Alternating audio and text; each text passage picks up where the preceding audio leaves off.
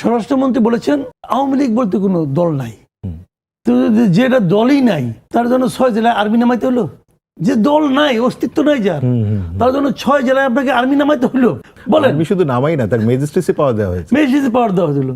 তো কি হলো, আজকে আমি গতকালকে আমাদের একজন সিনিয়র সাংবাদিক মাহবুব কামাল সাহেব, আপনাদের এখানে প্রায় আসেন, উনি একটা ফেসবুকে একটা পোস্ট দিয়েছেন। পোস্টের ভাবটা এরকম যে যখন কোনো নির্বাচিত সরকার মাঠে আর্মি নামায় তখন গণতন্ত্র তার সতীত্ব নিয়ে আতঙ্কিত হয়ে যায়। তো এটা হলো গিয়ে কথা। ওনারা 4 মাস আগে ইলেক্টেড হয়েছেন বাই দ্য পিপল, ওনাদের পিপলের উপর আস্থা নাই, আর্মি নামাতে হচ্ছে। কাজটা কি, যদি আওয়ামী লীগ নেমে যায় রাস্তায়, আওয়ামী লীগ রাস্তায় মনে করেন ঝটিকা মিছিল দিল, ওই রাস্তা কি নাপাক হয়ে যাবে? বলেন, ওই রাস্তা কি নাপাক হবে? আপনি কি ফিরাতে চান? আপনি কি ফিরাতে চাচ্ছেন? ওই লোকগুলোকে রাস্তায় নামতে দেবেন না, কেন দেবেন না? আওয়ামী লীগের কি সমস্যাটা? আওয়ামী লীগের সমস্যা হলো আওয়ামী লীগ গত 24 অগাস্ট, জুলাই অগাস্টে এমন কিছু কর্ম করেছে যে কর্মগুলিকে আমরা মনে করছি মানবতা বিরোধী অপরাধ তারা করেছে। এখন এই মানবতা বিরোধী অপরাধের বিচার করতে হবে। বিচার করার জন্য আমাদের একটা ট্রাইব্যুনাল আছে, এই ট্রাইব্যুনালে আপনি বিচার করবেন। এখন বিচার করতে গেলে যখন তারা অপরাধটা করে, খেয়াল করেন কিন্তু, যখন তারা অপরাধটা করে তখন পর্যন্ত এই আইনটা ছিল না, আইনটা পরে তারা করছে। এই সন্ত্রাস বিরোধী আইন যেটা আছে তার মধ্যে একটা সংশোধন করেছে। আগে সন্ত্রাস বিরোধী আইনটা প্রয়োগ হতো ব্যক্তির বিরুদ্ধে, এখন তার সঙ্গে একটা সত্তা যুক্ত করেছে, করে সেটার আবার রেট্রোস্পেক্টিভ এফেক্ট দিয়েছে। যে আমরা এখন আইনটা করলো, সারা দুনিয়াতে কিন্তু একটা নিয়ম আছে, আপনি যখন অপরাধ করবেন সেই অপরাধের সময় আইনটা কি ছিল সেই আইনে আপনি বিচার হবে। কিন্তু আমি ধরে নিলাম একজন অপরাধী ভাবতেছে আমি এই অপরাধটা করলে আমার এই শাস্তি হবে, ওটা চিন্তা করে সে অপরাধ করতেছে, কথার কথা হাইপোথেটিক্যালি বলতেছি। তখন সে অপরাধ করে ফেললো যে এই অপরাধটা করলে আমার 20 ঘা বেতের বাড়ি। এখন অপরাধটা করার পর সে বললো যে আরে তো বেশিকে দিতে হবে, অতএব 20 ঘা না, তোমাকে 20 ঘাই দিব, কিন্তু সেটা বেতের বাড়ি না, এটা হলো ইলেকট্রিক কেইন দিয়ে তোমাকে পিটাবো। বুঝতে পেরেছি। তাহলে এখন আপনি তাহলে পরে যে আপনার আইনটা করলে এটা মতলবী আইন, তারপরেও আমি ধরলাম, আমি ধরে নিচ্ছি আইনটা ভালো, সত্তার বিচার করতে হবে, করেন, আমার কোনো আপত্তি নাই। এখন এই বিচার যতদিন না শেষ হবে ততদিন পর্যন্ত আপনি কথা বলতে পারবেন না। তাহলে বিচারের আগে আপনি রায়টা দিয়ে এই সাজাটা দিয়ে দিলেন না, এবং এই যে কথা বলতে পারবো না আমি, এটা কে বললো? এটা বলতেছে একটা সরকার তার নির্বাহী আদেশে বলতেছে। কোন সরকার? ইউনূস সরকার, মানে আমাদের সুফি সরকার যেটাকে আমি বলি। হ্যাঁ, ওই সরকার বললো তুমি এই বিচার শেষ হওয়ার আগ পর্যন্ত তুমি কোনো কথা বলতে পারবে না, তোমার কোনো পলিটিক্যাল অ্যাক্টিভিটি চলবে না। বিচার শেষ হবে কতদিনে? যদি আপনি বিচার শেষ করতে সাগর উনির মতো শুরু করে দেন, কি করবো আমি? তাহলে ততদিন আমি কথা বলতে পারবো না। একটা খুনের আসামি, ধরেন একজন লোক খুন করছে, তার আপনি বিচার করবেন, আপনি বলবেন তোমাকে যদি আমি ফাঁসিতে ঝুলাই তাহলে তোমার তো আর খাওয়া দাওয়ার দরকার হবে না। কাজেই যতদিন তোমার বিচার চলবে ততদিন তোমার খাওয়া দাওয়া বন্ধ হয়। আপনার এই পজিশনটাই দেখি যে রুবেলের এখানে পজিশন কি, যে রুবেল আপনি কি মনে করেন যে মানে কাউকে মানে একদমই চেপে নাই করে দেয়া, মানে আত্মপক্ষ সমর্থনের তো একটা ব্যাপার থাকে। হ্যাঁ, এখন আমি ধরেন অপরাধী ধরে নিয়ে তাকে নাই করে দেয়া, যেটা আর কি উনি যে প্রশ্নটা উত্থাপন করলেন, সেটার ক্ষেত্রে আপনার মতামত কি? ধন্যবাদ। প্রথমত বলি যে ব্যক্তি এবং মানে সংগঠন, এই দুইটা সত্তা কিন্তু আলাদা। একজন ব্যক্তির যেটা আসলে ধরেন খাওয়ার প্রয়োজন থাকে বা অন্যান্য ক্রিয়াকর্মের প্রয়োজন থাকে, জৈবিক ক্রিয়াকর্মের প্রয়োজন থাকে, একটা সত্তা যেটা আসলে একটা সাংগঠনিক সত্তা, সেটা তার প্রয়োজন থাকে না। ফলে দুইটা কিন্তু আলাদা ব্যাপার। এবং এইখানে একটা গুরুত্বপূর্ণ বিষয় হচ্ছে যে ধরেন মানে আওয়ামী লীগের যে প্রশ্নটা, এটার কয়েকটা গুরুত্বপূর্ণ জায়গা আছে। ধরেন আওয়ামী লীগ দল হিসাবে আসলে কিভাবে মানে ট্রিটেড হবে, একটা হচ্ছে যে একটা বিচারিক প্রক্রিয়াই তার অপরাধ এবং এটা নিশ্চয়ই করা হবে। কিন্তু ধরেন একটা বিচারিক প্রক্রিয়ায় যারা আসলে অপরাধী, তাদের অপরাধের একটা বিচার আসলে হইতে হবে, মানে অর্থাৎ বিচারটা হইতে হবে। এই বিচারের জন্য যে সময়টা লাগবে সেই সময়টা জুড়েই তো বিচারটা হবে।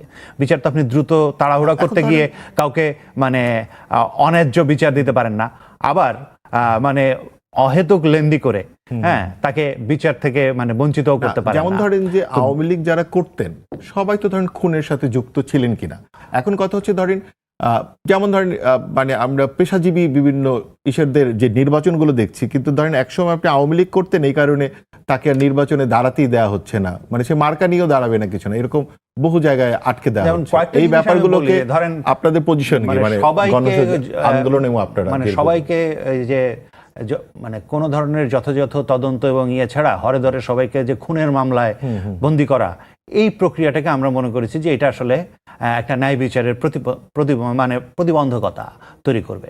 কারণ হচ্ছে যে যখন আপনার মানে যে ধরনের অপরাধ সেই ধরনের অপরাধেরই আপনার শাস্তি প্রাপ্য।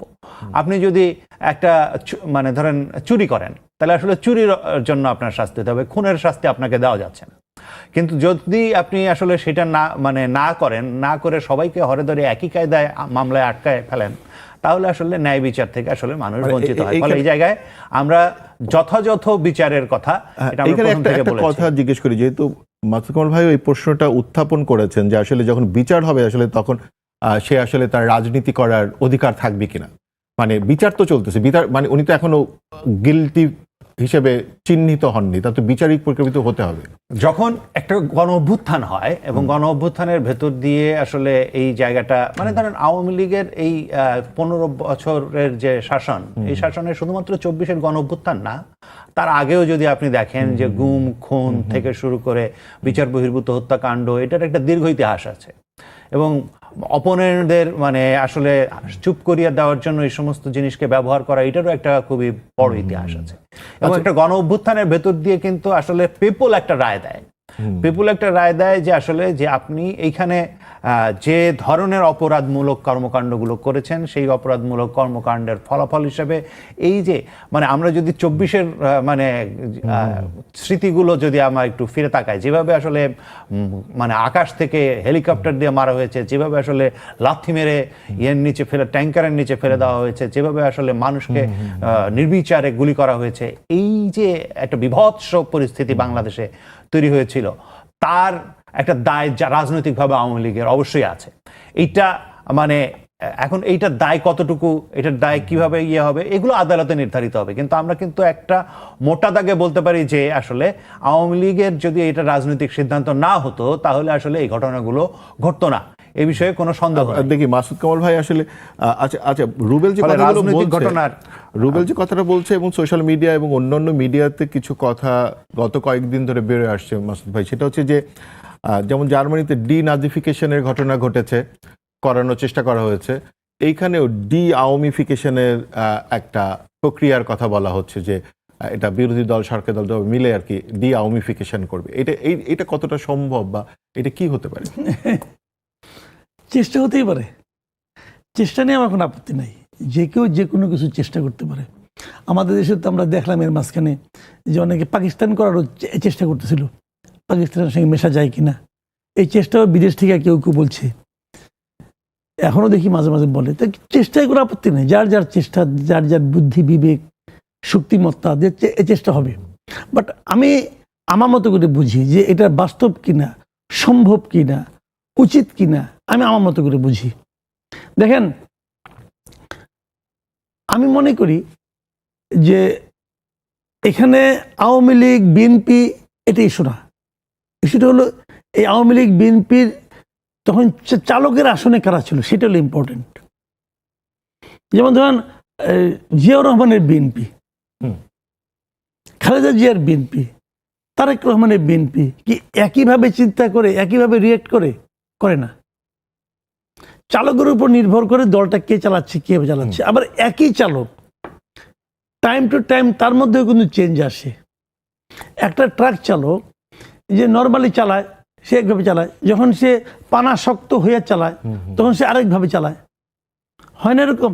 হয়। কিন্তু এখন ধরেন একটা গাড়ি চাপা দিল, একজন লোক মারা গেল, আপনি দৌড়ে যে সমস্ত লোকদের দৌড়ে যে গাড়িটাকে আটকাইলেন, ড্রাইভারটাকে আটকাইলেন। এখন আদালতে বিচার হবে কার? ধরেন এটা টাটা কোম্পানির গাড়ি, আপনি বলবেন এর জন্য টাটা কোম্পানি দেয়, হতে পারে, কিন্তু গাড়ি ব্রেক ফেল করতে পারে, গাড়ির হয়তো টাটা কোম্পানির ব্রেকটা ভালো ছিল না, এই জন্য অ্যাক্সিডেন্ট হয়েছে। তাহলে আপনি দেখবেন যে দায় টাকার, রাস্তারও দায় হতে পারে। হয়তো রাস্তায় এখানে একটা আপনার গর্ত হয়ে গেছিল, রাস্তার হ্যাঁ, ডিজাইনে ওই কারণে গাড়িটা যে অ্যাক্সিডেন্ট করছে হতে পারে। কিন্তু রাস্তার কারণে অ্যাক্সিডেন্ট হতে পারে, গাড়ির কারণে হতে পারে, চালকের কারণে হতে পারে। যদি চালকের কারণে হয়, চালকের সাজা হবে, জেল হবে। যদি গাড়ির কারণে হয়, গাড়ি রিপেয়ার করতে হবে। আর যদি রাস্তার কারণে হয়, ওই রাস্তাটা যা রিপেয়ার করার কথা ছিল তার শাস্তি হবে। তুমি কেন করলা না, বিষয়টা কিন্তু ক্লিয়ার। এখন আপনি বলেন না আমি টাটা কোম্পানির গাড়ি, টাটা ইন্ডিয়ান গাড়ি, এটা রাখা যাবে না, আগুন দিয়ে পড়ে দাও, দেন পরে আগুন দেয়া। তাহলে এই গাড়ি কি এতদিন কোনো সার্ভিস দেয় নাই? দিয়েছে। আবার এতদিন কিন্তু ড্রাইভারও সার্ভিস দিছে। বিষয়টা খেয়াল করেন। আমি এই উদাহরণটা দিলাম, আপনি একই বলি যে আমি মনে করি যে এই যে গণহত্যা বলেন, যেটা বলেন আমরা যে বলি 1500, যদিও আমি 1500 তালিকা এখনো কারো কাছে পাইনি, কিন্তু সরকার নিজেও 1500 তালিকা দিতে পারে না, কিন্তু সরকারের লোকজন কিন্তু উল্লেখ করে 1500 লোক মারা গেছে। এই তালিকায় কেউ করতে পারে না। 30 লক্ষের তালিকা তারা চায়। আবার কিছু লোক আছে যারা 30 লক্ষের তালিকা চায়, কিন্তু 1500 তালিকা দিতে পারে না। এটা হলো রিয়েলিটি আর কি। আচ্ছা, যা হোক, আমি ধরে নিলাম এই যে লোকগুলি যারা যেগুলো মারা গেছে, এখন এই মৃত্যুর জন্য আমি কিন্তু ওই সময় সরকারকে দায়ী করব। যে কজনই মারা গেছে আমি সরকারকে দায়ী করব, তাদের নিষ্ঠুরতাকে দায়ী করব, তাদের চিন্তাকে দায়ী করব, এবং এর বিচার হওয়া উচিত, এবং দৃষ্টান্তমূলক বিচারই হওয়া উচিত। কিন্তু এই আওয়ামী লীগ 96 সালে ক্ষমতায় ছিল না। তখনকার আওয়ামী লীগ আর 2024-এর আওয়ামী লীগ এক। আবার এই আওয়ামী লীগ 2009 সালেও ক্ষমতায় উঠছিল। 2009-এর আওয়ামী লীগ এবং 2014-এর আওয়ামী লীগ কি এক? এক না, এক না। এই সময় এসে শেখ হাসিনা এবং তার যারা সাংঘাত, তার যারা সহযোগী, তাদের মধ্যে একটা পরিবর্তন আসছে।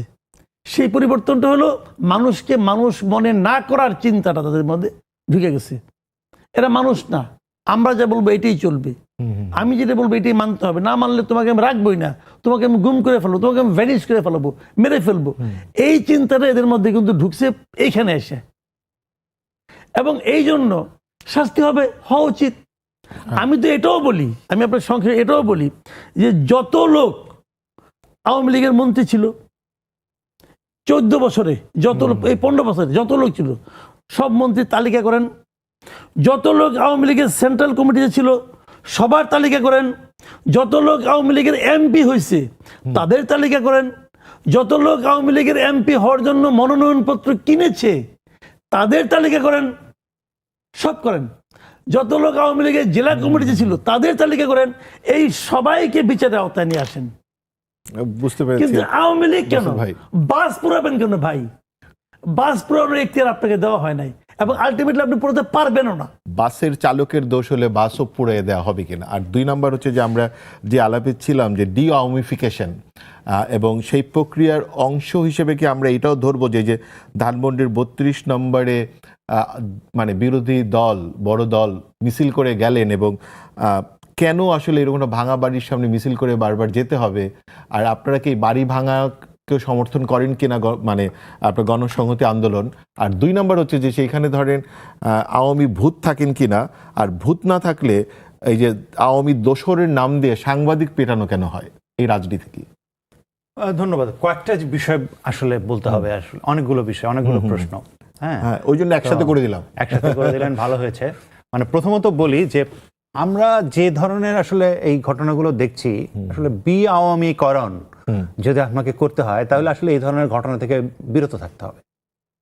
এই ধরনের ঘটনা যদি আসলে ঘটান তাহলে আসলে আপনি আওয়ামীকরণ জীবনেও করাইতে পারবেন না। কারণ আপনি যখন এরকম, মানে বাংলাদেশে এমনকি আওয়ামী লীগ যারা করতো তাদেরও একটা বড় অংশের ভেতরে এক ধরনের জুলাইয়ের পরে একটা মনোভঙ্গি এসেছিল যে আসলে এই যে শেখ হাসিনার কারণে যে এই ঘটনাগুলো ঘটলো, এটার জন্য এখন পুরো আমাদেরকে সাফার করতে হচ্ছে এবং এই জায়গায় যেতে হচ্ছে, এবং এর সাথে অনেকেই আমরা যুক্ত ছিলাম না। কারণ আপনি জানেন যে আওয়ামী লীগ প্রধানত 2014 সালের পর থেকে আসলে যদি বা 13 সালের পর থেকে বলতে পারেন যে আসলে ধীরে ধীরে ধীরে ধীরে তার কর্মী সমর্থকদের চাইতে অনেক বেশি আমলাতন্ত্র নির্ভর হয়ে পড়েছিল এবং অনেক বেশি ক্ষমতার জন্য আমলাতন্ত্র এবং পুলিশ এটা একসাথেই আর কি আমি বলি তো, এবং অনেক বেশি পরিমাণে আসলে ক্ষমতার জন্য ভারতের উপরে নির্ভরশীল হয়ে পড়েছিল। এবং এই যে ফলে দেশের জনগণকে তারা আসলে কোনো ধরনের পাত্তা দেয়নি, মানে ভোটকেও আসলে তারা যেহেতু ধ্বংস করেছিল ফলে জনগণকে তারা আসলে অ্যাকনলেজ করে নাই। ফলে এই যে 24-এ এসে আবার শেষ মুহূর্তে কিন্তু আওয়ামী লীগকে নামাতে হয়েছিল তাদের, যখন আসলে তার এই সমস্ত বাহিনী টাহিনী এগুলোও ফেল করছে, ফলে শেষের দিকে দলীয় কর্মীদের নামিয়ে দিয়েছিল এবং এইটাই শেষে এসে শেষ রক্ষা কবচ হিসেবে দলীয় কর্মীদের নামার ফলে কিন্তু আওয়ামী লীগের উপরে এই মানে দায়টা অনেক বেশি এসেছে। তো এই জায়গায় আমি বলি যে তখন আওয়ামী লীগের অনেক নেতাকর্মী মনে করছিলেন যে আচ্ছা এটা আসলে একটা ভুল হয়ে গেছে বা এরকম ঘটনার সাথে আসলে আমাদের একটু অনেকের ভেতরে একটু ধরেন কিছুটা হইলেও আত্মগ্লানির জায়গাও আমরা দেখেছি। সেই জায়গাটা থেকে আসলে তাদের মুক্ত করেছে কি ওই যে 32 নম্বর ভাঙা। 32 নম্বর ভাঙার ঘটনাটা আসলে আওয়ামী লীগের লোকজনকে মনে করেছে যে না আমরা মানে এই যে এরা হলো জঙ্গি, এদের বিরুদ্ধে যা আমরা করেছি ঠিকই করেছি, এই জায়গায় নিয়ে গেছে। ফলে আসলে এইটা আসলে সত্যিকার অর্থে যেটাকে বিআওয়ামীকরণ বলা যদি আপনি চান তাহলে আসলে এটা প্রথমত চিন্তার জগতে করতে হবে। এটা ওই ফিজিক্যাল এই সমস্ত স্ট্রাকচার ভাঙার ভেতর দিয়ে যে আপনি ওইটাকে চিন্তা থেকে নাই করে দিবেন এইটা ভাবাটা বরং এটা মনে হয় না যে আওয়ামী লীগ অনেক শক্তিশালী হয়ে ওঠে। শক্তিশালী হবে এবং শক্তিশালী হবে মানে কি তাকে আসলে শক্তিশালীকরণেরই এটা একটা প্রক্রিয়া। এবং দ্বিতীয় যে প্রশ্নটা আপনি করলেন যে ধরেন এই যে এটা আদৌ সম্ভব কি সম্ভব না বা ইয়ে কি না, এই জায়গায় আমি বলি যে কয়েকটা বিষয় আছে। কয়েকটা বিষয়ের ভেতরে একটা হচ্ছে যে আওয়ামী লীগ আসলে কি ধরনের রাজনীতি করেছে বা অন্তত পক্ষে গত এক যুগ ধরে আসলে কি ধরনের রাজনীতি করেছে, এটা যদি আমরা দেখি তাহলে দেখব যে সেখানে তারা মোটামুটিভাবে দেশের গণতন্ত্রকে ধ্বংস করেছে, এক অর্থে গণতান্ত্রিক ব্যবস্থাটাকে ধ্বংস করেছে। বিভিন্ন ধরনের প্রতিষ্ঠান এবং অন্যান্য সমস্ত জায়গায় ব্যক্তির যে কাল্ট এটা প্রতিষ্ঠা করেছে। তারপরে হচ্ছে বিভিন্ন ক্ষেত্রে আইন শৃঙ্খলা বাহিনীকে ব্যবহার করে তাদের মানে কি বলে যে একেবারে গুম খুনের মতো ঘটনা ঘটিয়ে বিরোধিতাকে দমন করার জায়গায় নিয়ে গেছে, বিরোধিতাকে একেবারে মানে কি বলে এটাকে বাংলায় বললে হচ্ছে নাই করে দেওয়ার জায়গায় নিয়ে গেছে। এই যে এই রাজনীতিটার ফিরে আসাকে প্রতিরোধ করা মানে আওয়ামী লীগকে প্রতিরোধ করা। যেমন ধরেন আপনি মনে হয় না যে মাজার এত পরিমাণ ভাঙা হয়নি ওই সময়টাতে। হ্যাঁ, মাজার ভাঙা হয় না, কিন্তু মানুষ যেই পরিমাণ তারা চলে যাওয়ার পরে ধরেন রাজনৈতিক নেতারা অনিরাপদ ছিল আওয়ামী লীগের সময়, কিন্তু সাধারণ মানুষ এবং এছাড়া অনিরাপদ হয়ে গেছে তারা চলে যাওয়ার পরে। ব্যাপারটা এরকম নয় কি? মনে হয় কালচারের ভিতর থেকে মানে আমি কয়েকটা জিনিস বলি, মব কালচার কিংবা এগুলো খুবই মানে বাজে জিনিস। এগুলো কোনোভাবে এগুলোকে মানে প্যাট্রোনাইজ করা, এগুলোকে পক্ষ নেওয়া বা এগুলোর করা, এইটা থেকে সবাইকে আসলে বিরত থাকা দরকার ছিল। কিন্তু আমরা দুর্ভাগ্যজনকভাবে দেখেছি যে অন্তর্বর্তী সরকারের ভেতর থেকেই এক ধরনের প্রশ্রয় ছিল এবং এই প্রশ্রয়ের কারণে এগুলো হতে পেরেছে। এবং ধরেন মাজার ভাঙা অপরাধ এবং অপরাধ, এই অপরাধগুলো আসলে হয়েছে আরেকটা গোষ্ঠীর প্রশ্রয়ে, যেই গোষ্ঠী আবার এইটাকে মানে ধরেন একটা জায়গা কিন্তু বলতে হবে যে ধরেন আওয়ামী লীগের আমলে সবচেয়ে বেশি মন্দিরে আক্রমণ হয়েছে, কিন্তু সবচেয়ে বেশি মন্দিরে আক্রমণ হয়েছে এবং এইটাকে তারা পলিটিক্যালি ক্যাপিটালাইজ করেছে। এইখানেও কিন্তু একটা গ্রুপ আসলে এটাকে পলিটিক্যালি ক্যাপিটালাইজ করার উদ্দেশ্যে এটা করেছে। সেটা আমি একটু পরে যাব। মানে গণসংহতি আন্দোলনের অবস্থান মানে মব কালচারের বিরুদ্ধে কি ছিল সেটা নিয়ে আমরা খুব ভিজিবলি খুব কিছু দেখি নাই, সেটা নিয়ে আমরা একটু পরে যাবো। কিন্তু তার আগে যদি একটু এই যে সাংবাদিকের উপরে যে আক্রমণ করা দোসরের নামে এবং আওয়ামী দোসরকে খুঁজে বেড়া, দোসরের ভিতরে আওয়ামী ভূতকে বলতে চাই যে এটা কিন্তু মানে আমি শুধুমাত্র এই যে আজকে এই হামলাটা করেছে আসলে আমার জানা মতো জামায়াত ইসলামী, এবং এই যে এই হামলাটা করলো, এই হামলাটা করা যেমন এই যে দোসর খুঁজে বেড়ানোর রাজনীতি, এই রাজনীতিটাই কিন্তু আওয়ামী লীগেরও এক ধরনের রাজনীতি ছিল। সেটা হচ্ছে যে স্বাধীনতা বিরোধী খুঁজে বেড়ার রাজনীতি। হ্যাঁ, স্বাধীনতা বিরোধী খুঁজে বেড়ানোর রাজনীতি, এবং এই রাজনীতিরই আবার একটা প্রতিস্থাপন করলেন। ধরেন আপনি ৭১ চেতনাকে প্রতিস্থাপন করছেন জুলাই চেতনা দিয়ে। এই চেতনার রাজনীতি, এটার বিরুদ্ধে কিন্তু এক ধরনের জুলাইয়ের অবস্থান ছিল, এবং মানে এটা যদিও ওভার্টলি ওইভাবে ছিল না, কিন্তু সাধারণভাবে যে বিভিন্ন ধরনের মানুষ সবাই যুক্ত হয়েছিলেন তার ভেতর দিয়ে এটা প্রতিষ্ঠিত হয়েছিল যে আসলে বাংলাদেশটা অনেক মতের, অনেক ধরনের মানুষের, এবং তাদের সকলের কথাটাই আসলে এখানে থাকবে। এটা একটা। কিন্তু আরেকটা জিনিস আমি বোধহয় এটা গ্লোবালিও আপনি দেখবেন যে যারা মোটামুটিভাবে ফার রাইট গ্রুপগুলো আছে তারা মিডিয়াকে একটা সাধারণভাবে শত্রু হিসাবে বিবেচনা করে, এবং এটা আপনি বারবার দেখবেন যে তারা মিডিয়াকে উপরে নানান, ধরেন প্রথম আলো আক্রমণ বলেন কিংবা অন্য জায়গায় আক্রমণ বলেন, আক্রমণ আর আজকের আক্রমণের একরকম না, দুইটা আলাদা ধরন, কিন্তু আলাদা ধরন হলেও কিন্তু একটা সাধারণ জায়গা আছে। সেই জায়গাটা হচ্ছে যে মিডিয়াকে আপনি মনে করেন, বেশিরভাগ ক্ষেত্রে দেখা যায় যে তারা মনে করে তারা হচ্ছে আসলে মিডিয়া দ্বারা মানে তাদেরকে কোনোভাবে ছোট করা হয়, কিংবা তাদেরকে যথার্থভাবে পরিচয় করে দেওয়া হয় না, কিংবা তাদেরকে আসলে নানানভাবে বঞ্চিত তারা, এটা তারা মনে করেন ভিকটিম।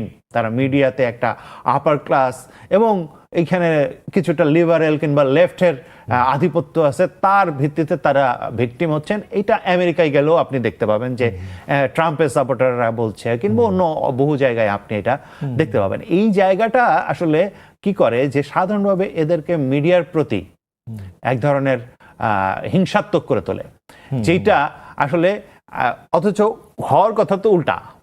হওয়ার কথাটা উল্টা মানে হচ্ছে যে ধরেন আপনি আমাকে প্রশ্ন করবেন, আমি জবাবদিহিতা করব। মিডিয়ার কাজই প্রশ্ন করা, আপনার কাজ হবে প্রশ্ন করা, এবং আমি জবাব দেওয়ার চেষ্টা করব। এবং এই যে জায়গাটা, এই জায়গাটা আসলে প্রতিষ্ঠা করার ক্ষেত্রে, এবং এটা গণতন্ত্রেরও সে কারণে শেষ পর্যন্ত বিপক্ষে চলে যায় যখন আপনি মানে এই ধরনের গণমাধ্যমের কর্মী তাদের উপরে আক্রমণ করেন, এবং তাকে কোনোভাবে একটা ট্যাগ দিয়ে দিতে পারলে আক্রমণ করাটা যখন বৈধ হয়ে যায়। এটা পরিষ্কার হয়েছে। রুবেল, আমরা একটু মাসুদ কামালের কাছে একটু কথা শুরু করব, কিন্তু বিরতি নিব। তার আগে একটা ছোট্ট প্রশ্ন দিয়ে শুরু করব, কিন্তু আপনি বিরতির পরেও বাকিটা বলতে পারবেন। সেটা হচ্ছে যে যে আমরা একটু আলোচনাটা একটু অন্যদিকে নিয়ে যেতে চাই এখন। সেইটা হচ্ছে যে আমার কাছে বা ধরেন সোশ্যাল মিডিয়াতে প্রচুর আলোচনারও বিষয় যে আমরা দেখতে পাচ্ছি যে জুলাই আন্দোলনের ভেতর থেকেই এবং জুলাই আন্দোলনের পরবর্তীতে এসেও যত ধরনের বামপন্থী রাজনীতির যে ঘরানাগুলো ছিল এরা প্রায় অলমোস্ট নাই হয়ে যাচ্ছে। মানে আপনার এরকম মনে হচ্ছে কিনা? মানে এদের মানে নানা জায়গায় যত ধরনের রাজনৈতিক কৌশল চলছে সেখানে আসলে বামপন্থীরা প্রায় প্রায় নিশ্চিহ্ন হয়ে যাচ্ছে।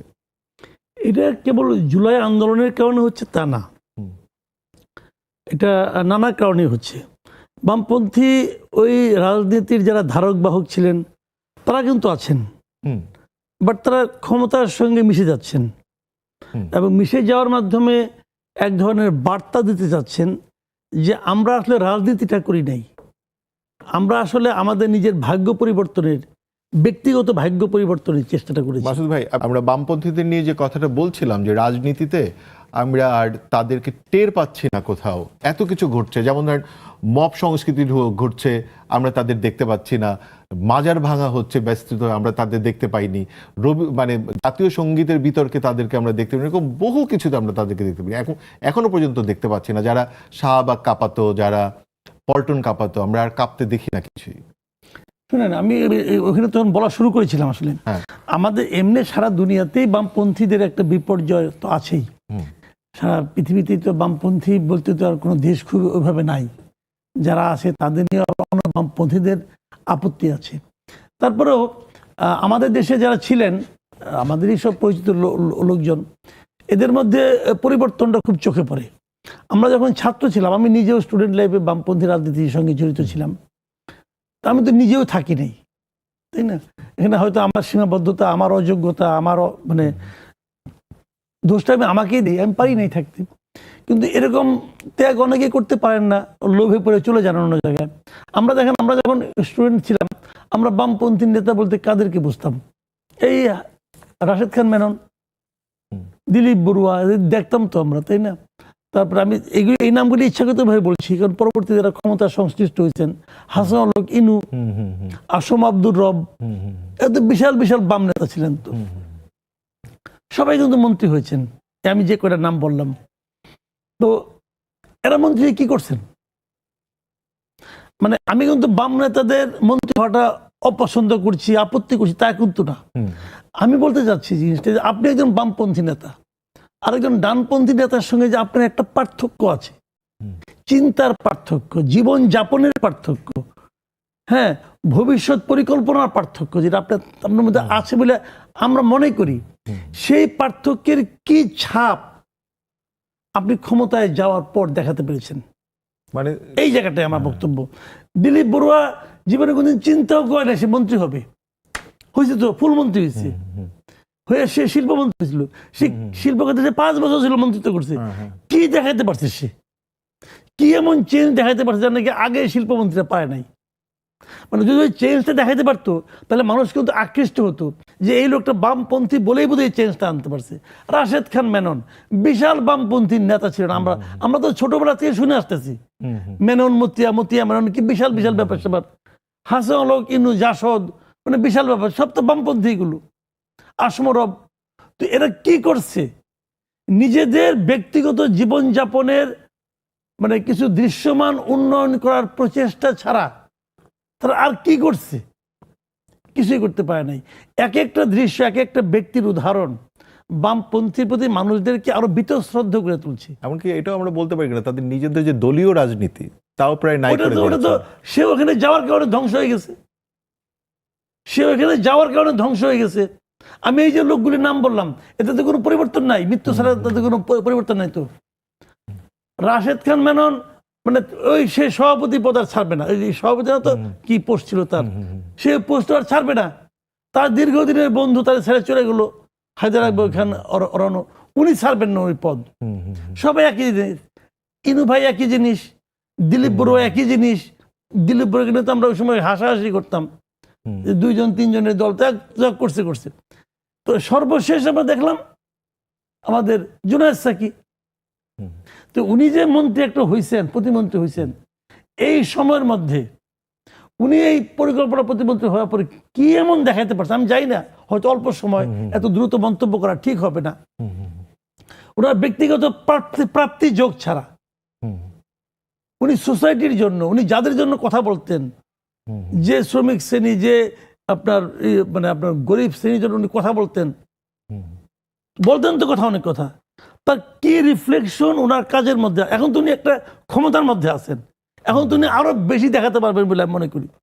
তার তো সুযোগ আছে, তার তো সুযোগ ছিল না। এখন সুযোগে যে তার কি সদ্ব্যবহারটা উনি করতে পেরেছেন, এটা এখনো আমার কাছে দৃশ্যমান না। আমি ওনার ব্যাপারে এখনই মন্তব্য করতে চাই না। মাত্র 4 মাস, তো উনি তো গেছেন 60 মাসের জন্য, তারও তো 56 মাস আছে। তো পরে আমরা দেখবো এটা, আমি এটা খুব সতর্কভাবে খেয়াল করব। আমরা এই বিষয়টা মানে নিয়ে আবুল হাসান রুবেলের কাছে আছি। রুবেল, যেটা আর কি মাসুদ ভাইকে জিজ্ঞেস করলাম সেটা হচ্ছে, একটা হচ্ছে বামপন্থী রাজনীতি আমরা জুলাই আন্দোলনের ভিতর থেকে নাই হতে যেমন দেখছি, আবার এই যে নতুন সরকার গঠিত হলো তার ভিতর থেকে আমরা আরো নড়াচড়া একদম নাই হয়ে যাচ্ছে। এর মধ্যে অনেকগুলো সোসাইটিতে অসঙ্গতি ঘটেছে। হ্যাঁ, যেমন ধরেন মানে আমেরিকার সাথে একটা বাণিজ্য চুক্তি, যেটা নিয়ে আমরা একসময় আমরা খুব জুনায়েদ ভাইয়ের ওই ভয়েসটাকে মিস করি, মানে আমি নিজেও মিস করি, যে যিনি অনেক জোরে বক্তৃতা করেন এবং এগুলো নিয়ে প্রথম যিনি আসলে শাহবাগন পল্টন জানা জায়গায় দাঁড়াতেন। বা ধরেন ব্রাহ্মণবাড়িয়া চলচ্চিত্র প্রদর্শনীর, এবং সেখানে তো মানে আপনার ফেসবুকে বিস্তৃতভাবে খোঁজা হয়েছে যে কোথায় জুনায়েদ সাকি, মানে যেখানে আমরা অন্য সাংসদকে কথা বলতে দেখেছি, রুমিন ফারহানাকে, কিন্তু ওনাকে আমরা দেখিনি। বা ধরেন মানে এই যে বিস্তৃতভাবে মব কালচার হলো, যেটা অন্তর্বর্তী সরকারের সময়, তখনও আমরা খুব বড় রকমের প্রতিরোধ নিয়ে হাজির হতে আমরা কখনোই দেখছি না। এই যে ব্যাপারগুলো যে গত মানে অন্তর্বর্তী সরকার থেকে আসলে এই যে মার্চগুলো কি হচ্ছে, এবং আপনারা কি আসলে একদমই সরকারি দলের পেটের ভিতরে ঢুকে গিয়ে একটি নতুন সরকারি দল হয়ে উঠছেন? ধন্যবাদ। প্রথমত বলি যে কয়েকটা বিষয় আসলে খুব পরিষ্কারভাবে বলা দরকার।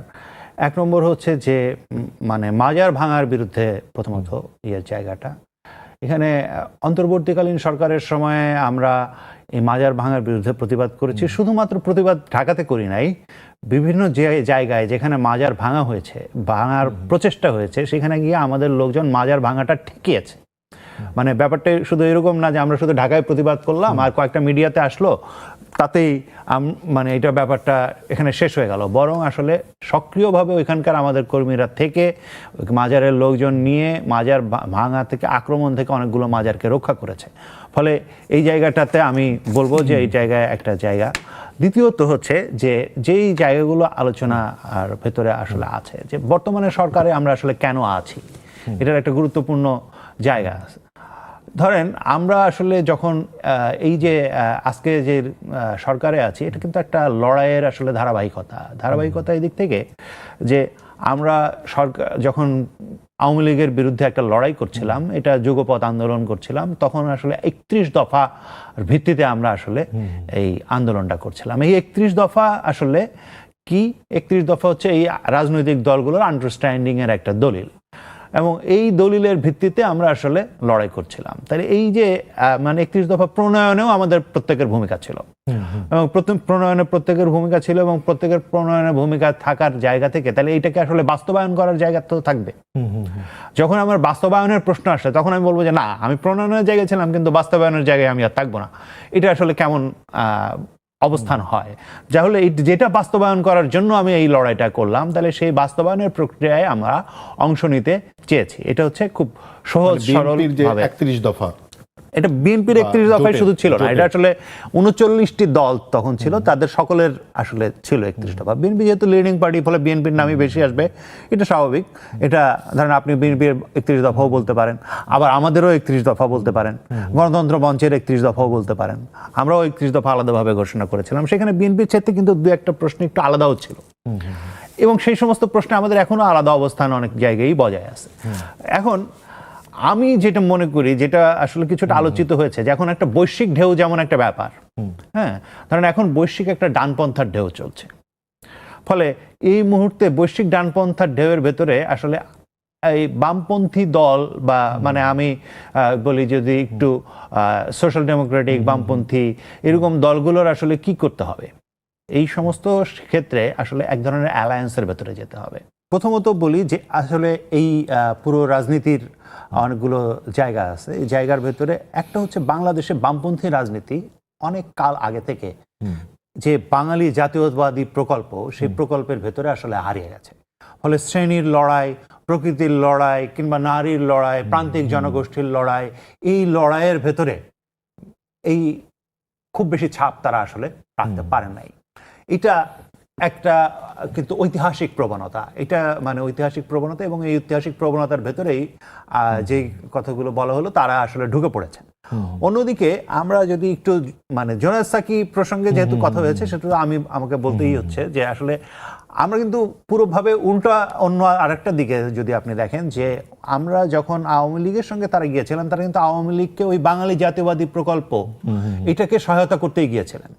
অন্যদিকে যদি আমরা দেখেন, আপনি বিএনপির সঙ্গে আমরা যখন ঐক্যবদ্ধ হয়েছি, তখন কিন্তু আসলে 31 দফায় গিয়েছি, যে 31 দফাতে আমাদের অনেকগুলো প্রশ্ন ওখানে অন্তর্ভুক্ত হয়েছে, এবং বিএনপি বরং তার পূর্ববর্তী পজিশন থেকে অনেক বেশি লিবারেল কিংবা সোশ্যাল ডেমোক্রেটিক জায়গায় এসছে। ফলে ওই জায়গায় কিন্তু একটা পার্থক্য আছে, একটা প্রথমত রাজনৈতিক প্রশ্নে। দ্বিতীয়ত যে জায়গায় আসি, যে জোনায়েদ সাকি এই ধরেন এখন একজন মানে মন্ত্রী পরিষদের সদস্য, এটা এখন মানে যেই মর্যাদাই হোক, এটা মন্ত্রী পরিষদের সদস্য। এখন একজন মন্ত্রী পরিষদের সদস্য কি বলতে পারেন এবং কি বলতে পারেন না, তার একটা মানে কি বলে আইনি আইনি না, এটা হলো একটা প্রথাগত এবং এর বাধ্যবাধকতা আছে, এবং এই বাধ্যবাধকতার জায়গা। ফলে তিনি কি আসলে ভেতরে যে কথাটা বলবেন, সেটা কথাটা আসলে বাইরে বলতে পারেন না। এটা যে কোনো জায়গায়, এটা ফ্যামিলির মধ্যেও এরকমই ব্যাপারটা। সে না বলুক, দল তো বলতে পারে। হ্যাঁ, দল কিন্তু বলছে, এবং এই প্রশ্নে আমি আসছিলাম যে দল কিন্তু নিয়মিতভাবে বলছে, এবং আমরা দেখতে পাচ্ছি যে মিডিয়াগুলো আমাদের কথাকে মানে আমরা কি বলবো যে দলে জোনায়েদ সাকির মতো এরকম বলিষ্ঠ স্বর আর তৈরি হচ্ছে না? দ্বিতীয়, এখন ধরেন যে কোনো দলেই মানে একজন অনেকদিন ধরে যখন আসলে নেতৃত্ব থাকার ফলে তার একটা ইনফ্লুয়েন্স তৈরি হয়, তার একটা মানে মানে কি বলা যায় যে বোঝাপড়া তৈরি হয় বিভিন্ন জনের সঙ্গে, তারপরে তার নেটওয়ার্ক তৈরি হয়, সেগুলোকে রাতারাতি কিন্তু আসলে আপনি আপনার দল হিসেবে ব্রাহ্মণবাড়িয়াতে সিনেমা প্রদর্শন নিয়ে আপনার দল হিসেবে আপনাদের পজিশনটা কতটা শক্তিশালী ছিল? আমরা এটার প্রতিবাদ করেছি দল হিসেবে, আমরা ব্যক্তিগতভাবে যদি বলেন যে আমরা আসলে এই প্রতিবাদ সভা যেখানে হয়েছে সেখানে অংশগ্রহণ করেছি, সেখানে বক্তব্য দিয়েছি। এখন এই যে জায়গাগুলোতে এগুলোতে আমরা ছিলাম। হ্যাঁ, এখন এই ব্রাহ্মণবাড়িয়ার ইস্যু ধরেন এটা দাবি করছেন যে জোনায়েদ সাকি বলতে হবে, তাহলে জোনায়েদ সাকির এটা কি মন্ত্রণালয়? না, না না, এটা তো জোনায়েদ সাকির মন্ত্রণালয়। মানে এখন জোনায়েদ সাকির মন্ত্রণালয় এটা না, জোনায়েদ সাকির এটা কনস্টিটিউয়েন্সি না। তাহলে জোনায়েদ সাকিকে কোন হিসাবে আপনি বলছেন যে তাকেই বলতে হবে? তিনি এখন দলীয় প্রধানও না, তাহলে দলীয় প্রধানও তিনি না, তিনি এইগুলোও না, তাহলে তিনি কোন হিসাবে মানে সোচ্চার থাকবেন সেটা একটা প্রশ্ন। একজন সংসদ সদস্য, যে কোনো সংসদ সদস্যই মানে এখানে এটা যা বলতে পারেন, আর একজন মানে মন্ত্রী যা বলতে আমরা পারেন তাহলে তারও একটা সীমা আছে। রুবেল, তাহলে আমরা একটা জিনিস বলতে পারি যে যেমন ধরেন জোনায়েদ সাকি একটা ডিফারেন্স তৈরি করেছেন, আগের বামপন্থী নেতারা তার দলের প্রধান ছিলেন, তারা তার পজিশন ছাড়েননি, তারা তারপর মন্ত্রী হয়েছেন, কিন্তু এই প্রথমবারের মতো জোনায়েদ সাকি তার দলের পজিশনটাকে ছেড়েছেন। তার মানে আরেকটা হচ্ছে যদি যে বলি, দলকে তাহলে একটু সরব হয়ে প্রমাণ করতে হবে যে আসলে জোনায়েদ সাকির সাথে তা মানে এখন আর সে প্রধান নাই এবং দল ইন্ডিপেন্ডেন্টলি মানে ধরেন স্বাধীনভাবে সে নিতে পারে সিদ্ধান্ত সেটা নিতে প্রমাণ পারে। করতে হবে এবং সেটার কাজও আছে। আমি এখন আপনাকে বলি যে আমরা খুব শীঘ্রই, মানে এটা আমাদেরও একটা তো আসলে ডিএনএ গতভাবে আমরা বিরোধী রাজনীতিতে অভ্যস্ত, ফলে ধরেন বিরোধী রাজনীতি করার জন্য আমরাও ভিতর ভিতর তো ছটফট করি। হ্যাঁ, Okay. সেই জায়গা থেকে যদি আমাদেরকে আসলে এখন নতুন করে স্ট্র্যাটেজি সাজাইতে হয় তাহলে একটু সময়ের ঠিক আছে, প্রয়োজন আমাদের আছে। আসলে এখানে সময় একটু শেষ করি, শেষে, হ্যাঁ। শেষের দিকে একটু বলি। ওই যে মাসুদ ভাই যে কথাটা বলেছেন সেখানে একটা বলি যে ধরেন short করে বলতে মানে হবে। জোনায়েদ সাকি থাকার ফলে তিনি ইতিমধ্যে কি কোনো পরিবর্তনের জায়গার ক্ষেত্রে ভূমিকা করতে রাখতে পারছেন? পেরেছেন। ধরেন এই বাজেটে দেখবেন আপনি যে বাজেটে আসলে নবায়নযোগ্য জ্বালানির জন্য একটা বিরাট মানে উদ্যোগ সরকারের পক্ষ থেকে নেওয়া হচ্ছে। এটা বিএনপির যেমন মানে সদিচ্ছার জায়গা আছে এবং জোনায়েদ সাকিরও চেষ্টার জায়গা আছে ধরেন, এবং মানুষ এবং প্রকৃতি কেন্দ্রিক উন্নয়নের প্রশ্ন সেই আছে। জায়গাতে ঠিকই আছে, কিন্তু আমাদের আরো কয়েকটা আলোচনার বিষয় ছিল, কিন্তু আমরা যেতে পারবো। কিন্তু মাসুদ ভাই, একটা আলোচনা না করলেই নয়। যেমন ধরেন এর মধ্যে সাম্প্রতিক সময়ে গণতন্ত্র মঞ্চের শরিক তারাও এই প্রশ্নটা উত্থাপন করেছে যে গণসংহতি আন্দোলনের কারণে গণতন্ত্র মঞ্চের ঐক্য নষ্ট হয়েছে।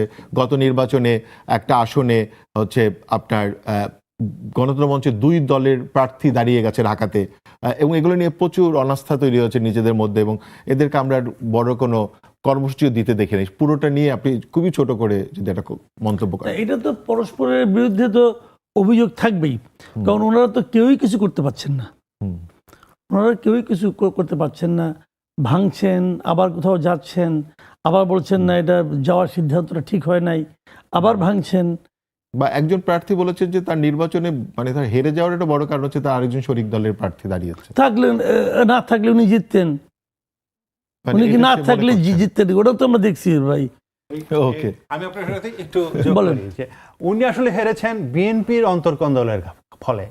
তিনি যেহেতু সহজ টার্গেট হচ্ছে গণসংহতি, মানে সহজ টার্গেটের উপরে এটা দায়টা চাপিয়ে দিয়ে। তাহলে আমি বলছি লাস্ট একটা মন্তব্য নিব শুধু রুবেলের কাছ থেকে। মাসুদ ভাই আর কোনো শেষে কিছু না, ঠিক বলতে আছে, চান কিনা? না। যদি আর না থাকে তাহলে রুবেল, আসলে আপনার এই গণতন্ত্র মঞ্চের যে বর্তমান হাল এবং এটা একটা লাস্ট একটা কমেন্টস করেন ধরেন 1 মিনিটের মধ্যে। গণতন্ত্র মঞ্চের আর আপনার বিরুদ্ধে যে মানে যে অভিযোগটা উত্থাপিত হয়েছে, ধরেন এই ক্ষেত্রে আমিও অভিযোগ করতে পারি যে গণতন্ত্র মঞ্চ থেকে আসলে কাকে নমিনেট করা হয়েছিল। গণতন্ত্র মঞ্চ থেকে তাসলিমা আক্তারকে নমিনেট করা হয়েছিল ওই আসনের জন্য, যিনি ওইটা না, অভিযোগ করছেন। ওই অভিযোগটা না, আরো অভিযোগ আছে যে গণতন্ত্র মঞ্চ হচ্ছে মানে তার শরিকদের সাথে যে ওয়াদাগুলো করেছিল, আন্দোলনের যে বিষয়গুলো ছিল, এগুলো আসলে গণসংহতি মেনটেন করেননি ঠিক মতো। কোন ওয়াদা, কোনটা মেনটেন করে নাই? এটা তো স্পেসিফিক বলতে হবে কোন ওয়াদাটা গণসংহতি মেনটেন করে নাই। গণসংহতি এ পর্যন্ত যা যা ওয়াদা করেছে তার প্রত্যেকটা মেনটেন করছে, এবং গণসংহতি আন্দোলনের পক্ষ থেকে আমরা এই রাজনৈতিকভাবে এই সততা সবসময় বজায় রেখেছি যে আমরা আসলে আমাদের শরিকদের সাথে অন্তত একটা মিথ্যা কোনো প্রতিশ্রুতির জায়গায় আমরা যাই নাই, এবং ওই জায়গায় কোনো ধরনের আমাদের ট্রান্সপারেন্সির অভাব নাই। যে কোনো জন যদি বলেন যে এই জায়গায় এটা রক্ষা হয় নাই। এখন তো ধরেন শরিকদের মধ্যে যেহেতু মানে গণসংহতি আন্দোলন সরকারের ভিতরে অনেক সক্রিয়, অতএব সে কি আসলে কোনো উদ্যোগ নেবে কিনা এই পুরনো জোটটাকেই আবার ঠিকঠাক করে সক্রিয় করা? আমরা মানে আবারও এই বিষয়ে কথা বলবো এবং সবার সঙ্গেই কথা বলবো, আমরা কথা বলবো এবং অন্যদের সাথেও আরো যারা আছেন বিভিন্ন 39টি দল যেহেতু ছিলেন তাদের সাথেও কথা বলবো কিভাবে আসলে আমরা আমাদের যে এই রাজনৈতিক ভূমিকা সেটা রাখতে পারি, সেটার জন্য সকলের সঙ্গে আবুল হাসান রুবেল, অনেক ধন্যবাদ। মাসুদ কামাল, আপনাকেও ধন্যবাদ।